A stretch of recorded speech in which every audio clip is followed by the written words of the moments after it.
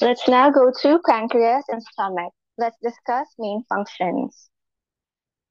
In Chinese medicine, the pancreas is usually called the spleen. This is due to a mistaken attribution of the organs in ancient times.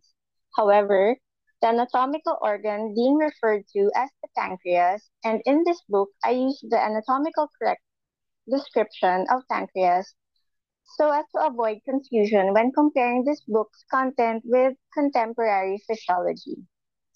In contemporary physiology, the main functions of the pancreas are that it produces pancreatic juice, which contains enzymes that digest carbohydrates, proteins, and fats.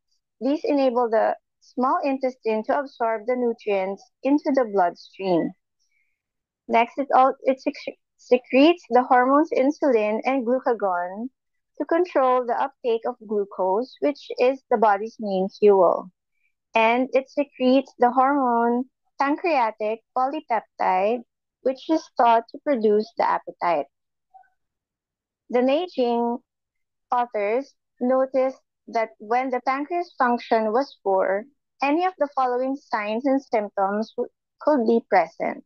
Usually, not all would be present, but only a selection. If about three are present, this would usually indicate a diagnosis of poor pancreas functions.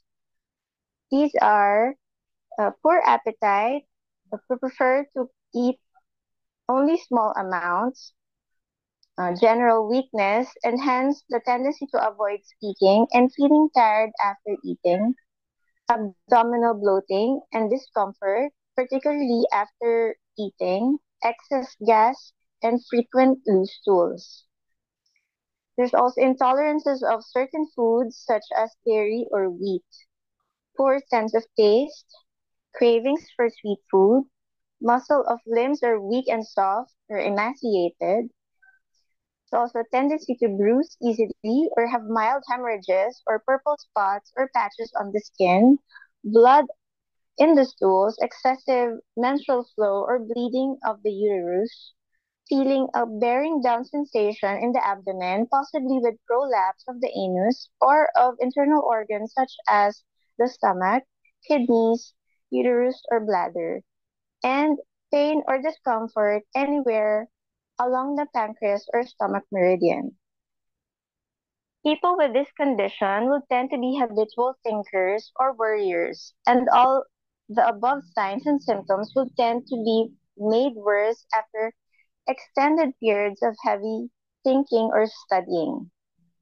The facial color and tone of voice. In chronic cases, there may be a yellow hue visible on the face, and the patient would tend to have a singing tone of voice and may often hum or sing to themselves. Examination of the tongue and pulses. A practitioner would confirm the diagnosis by examining the patient's tongue and organ pulses. With poor pancreas function, the tongue would usually be swollen with teeth indentations on the side. The pulses are felt in three different positions on each wrist, each position providing information about the functioning of a different organ. This is conveyed in the quality of the pulse rather than merely its speed, and the possibility qualities could involve the width of the pulse, the firmness or tautness, the shape of the rising and falling, the strength, the depth, and so on, which with each quality indicating a particular type of malfunction in the corresponding organ.